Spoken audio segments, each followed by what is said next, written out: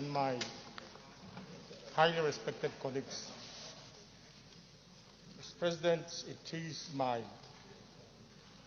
honor and privilege to lead this debate on the Nigerian Local Content Development Enforcement Bill 2020. Mr. President, this bill was read the first time in this adult chamber on Tuesday, May 19, 2020.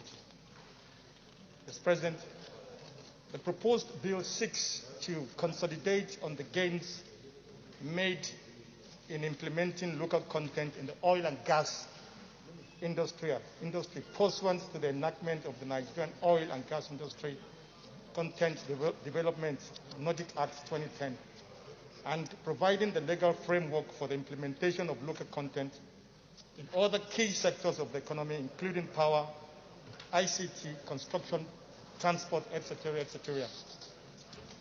Mr. President, the bill further provides the legal basis for the enforcement of Presidential Executive Order 003 and 005 on local content.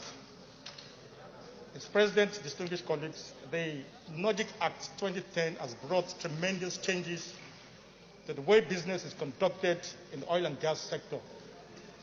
The gains we have made in developing local capacities and capabilities, retaining industry spend, increasing industry contribution to the national GDP, and facilitating access of Nigerian-made goods and services to regional markets have opened our eyes to what we can achieve by providing necessary legal instruments needed for the local content development in all sectors of the economy. Therefore, Mr. President, this bill embodies the legal framework to replicate and extend these principles for development of Nigerian content embodied in Nordic Act 2010 to other sectors of the economy beyond oil and gas.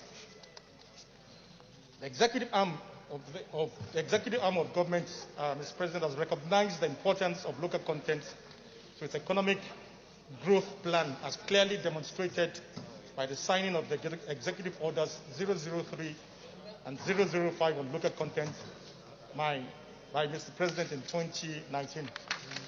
Mr. President, distinguished colleagues, one question that arose during the stakeholders' engagement in the preparation of this bill was, why not have a single local content law that addresses the entire Nigerian economy? The reason for separating this bill from Nordic Act is in recognition of the peculiarities of oil and gas, which remains the bedrock of the nation's economy and needs a specialized legislation compared to other sectors. Any attempt to distort the current governance structure in the Nordic Act may prove counterproductive for Nigeria, as it will create additional responsibilities that will end up making the Nordic Act ineffective and reverse the gains we have made since its enactment in 2010.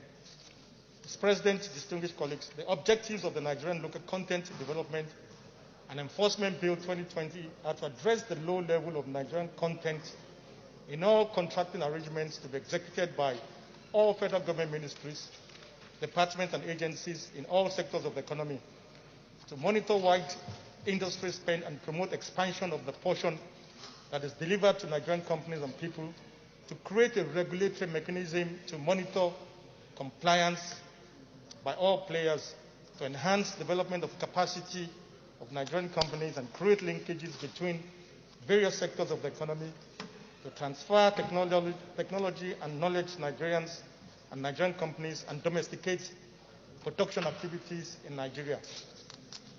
The bill, Mr. President, is structured in line with the following guiding principles.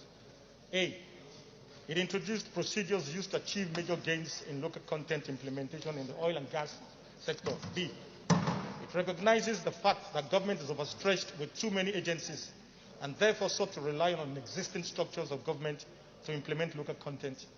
C, ministers of government who are responsible for implementing government policies in the sectors have been given additional responsibility for ensuring local content is achieved in all their transactions. D, the Local Content Development Committee is created and headed by the Vice President to drive policy direction on local content. E, the public procurement policy will be relied upon to make local content compliance a requirement for granting of certificate of no objection to procuring entities. F, each sector will be required to set local content targets in its procurement of goods, services, and manpower, and this will be well reflected in procurement planning, advertisement, bid evaluation, and vendor selection. And G, approvals for award of contracts by the Federal Executive Council will, upon enactment of the bill, require a Nigerian content compliance certificate. Mr. President, the proposed bill, when it becomes law, will provide the following socio-economic benefits. 1, reduce capital flights through local production of equipment, machinery, raw materials, spares, chemicals, fertilizer, ICT hardware, and software, etc. B, harness young talents' innovative potentials towards homegrown technology development. C, foster stronger oversight by the legislature on commitment of the executive to promote patronage of locally made goods in public procurement. D, address security challenges through job opportunities and wealth creation. And E, achieve economic diversification, rapid industrialization, and non-oil sector contribution to GDP through local processing of mineral and agricultural resources. Mr. President, distinguished colleagues, the bill is divided into 13 parts. Part 1 provides for the objectives, application, and scope of the bill, while Part 2 deals with the stipulation for establishment of Nigerian Content Department in each ministry, department, and agency, the powers of the departments, their main personnel, and the structure and workings of the department. Part 3 deals with the requirement for submission of Nigerian content plan by all contractors applying for pre-qualification and the issues surrounding evaluation and utilization of the plan, as well as the issuance of consideration of Nigerians with respect to contracting and employment, while Part 5 deals with issues relating to the requirement for subcontracting of contracts to Nigerian companies.